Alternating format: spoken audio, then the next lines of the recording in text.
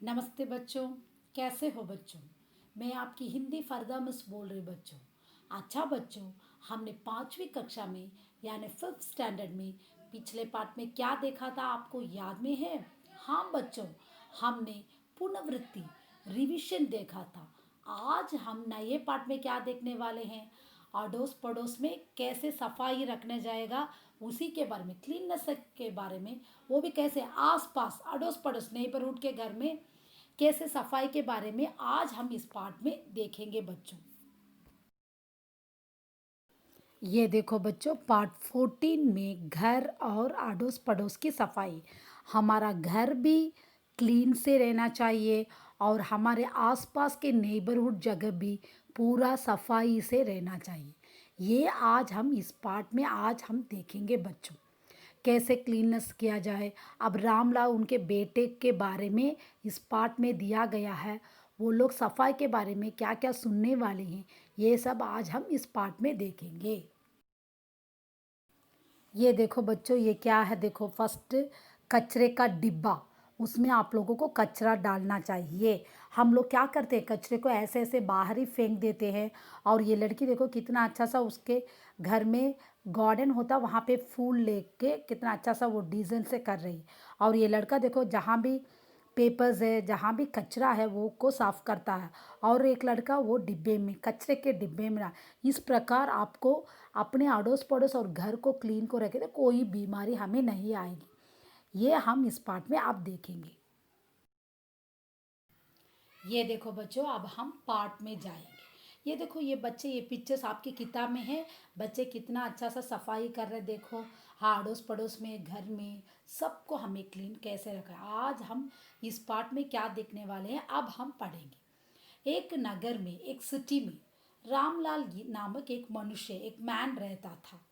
उसके घर में सदा कोई ना कोई, हमेशा उनके घर में कोई ना कोई रोग रहता ही रहता है। एक बार उसका लड़का अधिक बीमार, रामलाल का बेटा बीमार हो गया। रामलाल को डॉक्टर की शरण लेनी पड़ी। आप कहाँ बुलाकर जाएंगे अपने बच्चे को? कोई बीमारी होती है, माता पिता कहाँ लेकर जाएंगे? डॉक्टर के पास। डॉक्टर ने उसके घर जाकर रोगी की परीक्षा की। सो डॉक्टर ने रामलाल के घर आकर, ये क्यों हर वक्त इनके घर में ऐसे बीमारी हो रही, तब देखा तो डॉक्टर ने कहा रोग भयंकर नहीं है, ये बहुत बड़ा भयंकर रोग डिजीज नहीं है। बालक शीघ्र आ जा, आपका बेटा बहुत अच्छा सा जल्दी हो जाएगा।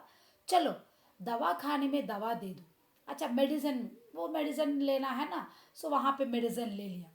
रामलाल डॉक्टर साहब के साथ दवा लेने के लिए गए। सो रामलाल डॉक्टर साहब के साथ दवा मेडिसिन लेने के लिए दोनों जा रहे। डॉक्टर भी जा रहे, रामलाल भी।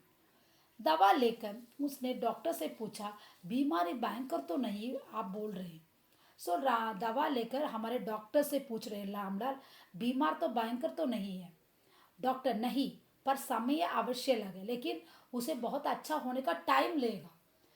तुम्हारे बेटे को, हाँ, टाइम लगेगा कि अच्छा होने के लिए, लेकिन बीमार उतना डिजीज भयंकर नहीं है। मैं समझता हूँ आपके घर में कोई ना कोई सदा बीमारी बना ही रहता हूँ। मैं अंडरस्टैंड करता हूँ, डॉक्टर बोल रहे हैं रामलाल से। मैं समझता हूँ तुम्हारे घर में हर वक्त कोई ना कोई बीमारी रहता ही है। रामलाल जी, हाँ, मैं इससे बड़ा दुखी हूँ, आई एम वेरी सैड।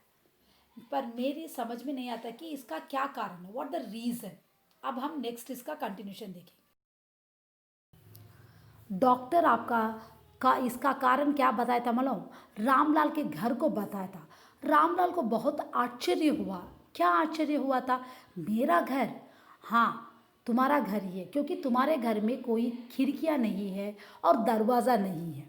सो इसलिए रोग पैदा होता है, क्योंकि अशुद्ध वायु, डर्टी एयर से आपका घर बीमारी के रूप में बदल जाता है। क्योंकि डॉक्टर उसका कैसे उन घर में कैसे रहना चाहिए, इस प्रकार डॉक्टर बता रहे हैं। डॉक्टर, बीमारी के कीटाणु सीलन और अंधकार में ही पैदा होते हैं और बढ़ते हैं। दूषित और गंदी वायु में ही ये कीड़े अपना खूब प्रभाव फैलाते हैं। जिन मकान में अच्छे दरवाजे और खिड़कियां नहीं होती, उनमें ना तो प्रकाश आता है और ना शुद्ध वायु का ही प्रवेश होता। कमरे की गंदी हवा कमरे में ही रहती है। जो लोग इस दूषित वायु में श्वास लेते हैं, ये बीमारी हो जाते हैं। शुद्ध वायु और प्रकाश न आने के कारण ही मकान में सीलन भी रहती है। जो हानिकारक है। सीलन इज ए जर्म्स को बोला जाता है, क्योंकि आपके घर में खिड़कियां दरवाज़ा खुली हवा नहीं होती है तो वहाँ कीटाणु पैदा होते हैं। उसी की वजह से गंदगी अंदर ही रहती है, इसलिए आपको बीमारी होती है। यही ने डॉक्टर ने बताया रामलाल से।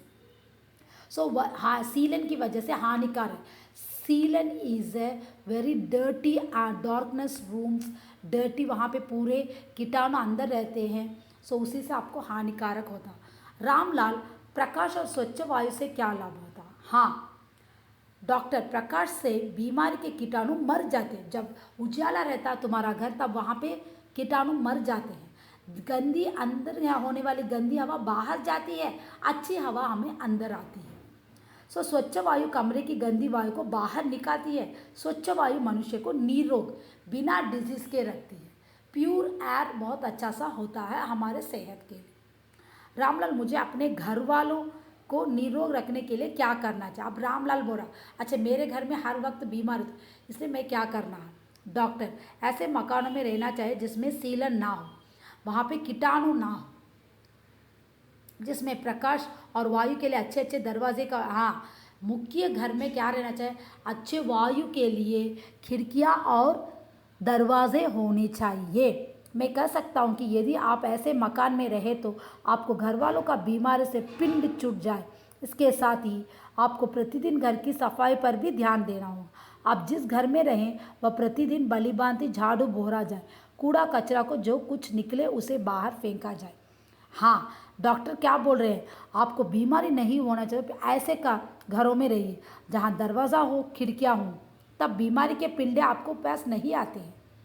उसके बाद प्रतिदिन घर को क्या करना चाहिए? सफाई से झाड़ू बोराना चाहिए और कूड़े कचरे को डस्टबिन में फेंकना चाहिए। यही का हमारे डॉक्टर रामलाल को सलाह दी थी। ये देखो बच्चों, हाँ डॉक्टर ने रामलाल से कहा, कूड़े कचरे, पूरे कचरे को डस्टबिन में फेंको और घर में पकाना, नाली, गौशाला प्रतिदिन धोया जाए, कीचड़ ना पैदा, इससे मच्छर भी उत्पन्न होकर रोग आने की होती है। सो घर में पाकना, नाली सबको, गौशाला, कौशल सबको क्लीन करो, नहीं वरना मच्छर आ जाएगा, कीचड़ हो जाएगा, हाँ तब बीमारी फैलती है, क्योंकि मच्छर आने से बीमार फैलती है। रामलाल, मैं ज़रूर अवश्य आपका जो आपने उपदेश दिया मैं फॉलो करूँगा, रामलाल ने डॉक्टर से बताया। डॉक्टर, एक बात और सुनिए, केवल अपनी ही घर सफाई रखने से बीमार नहीं रुकती, घर पर पड़ोस का भी बहुत प्रभाव। हाँ आपके घर सिर्फ सफाई करने से कोई फ़ायदा नहीं, घर में अड़ोस पड़ोस के घर में भी सफाई रखने के लिए आप बोलना है। आपको ये भी देखना चाहिए कि आपके पड़ोस के घर में भी साफ़ है या नहीं, आपको देखना है आपके घर के पास में सफाई रखा है या नहीं। घर के आसपास में गड्ढे, गड्ढे मीन्स वो डिग को बोला, पल्लम बोलते हैं ना तमिल में, मैली कुचली, नाले, गंदगी, ड्रेनेज सब देखकर आपको चुप नहीं रहना चाहिए, क्योंकि उससे भी बीमारी उत्पन्न होती है, क्योंकि मच्छर और ख़राब वायु हो जाता है, इससे भी डिजीज़ आ सकता है। गंदे पानी के गड्ढे को मिट्टी से भरवा, हाँ अब ये गड्ढा होता है उसमें गंदा पानी होता है, आप सारे मिट्टी को डाल के उसे क्लोज कर देना चाहिए। और प्रतिदिन नाली तथा मार्ग को साफ, रोड को सफाई रखो, ड्रेनेज को सफाई रखो, इससे बीमारी पैदा होता कम होता है। रामलाल, यदि पड़ोसी अपने घर की स्वच्छता पर ध्यान ना दे तो मैं क्या कर सकता हूँ? हाँ रामलाल कह रहे, अरे मेरे पड़ोसी वैसे ध्यान नहीं दे तो मैं क्या करूँगा? तब डॉक्टर ने बोला कि आप स्वास्थ्य विभाग, हेल्थ डिपार्टमेंट में रिपोर्ट कर दीजिए, वो आके सारा देख लेंगे। स्वास्थ्य विभाग के अधिकारी, ऑफिसर इसका जांच करेंगे और स्वयं सफाई की उचित व्यवस्था, वो अच्छे से फैसिलिटीज़ को अरेंज करके वो पूरा सफाई को करेंगे। रामलाल ने घर जाकर लड़के को दवा दिया, उसका लड़का अच्छा होने लगा। उसने डॉक्टर साहब के कथा अनुसार, डॉक्टर ने जो बोला रामलाल ने अपने घर की मरम्मत बहुत अच्छा सा कर लिया। थोड़े ही दिनों में रामलाल को स्पष्ट मालूम होने लगा कि अब उसके घर में कोई बीमारी नहीं रहता और रामलाल का घर स्वस्थ होने लगा। अच्छा बच्चों, यहाँ पे आपका पाठ समाप्त हो रहा। कोई डाउट है तो मुझे पूछ सकते हो। कोविड-19 में बाहर मत जाओ। धन्यवाद बच्चों।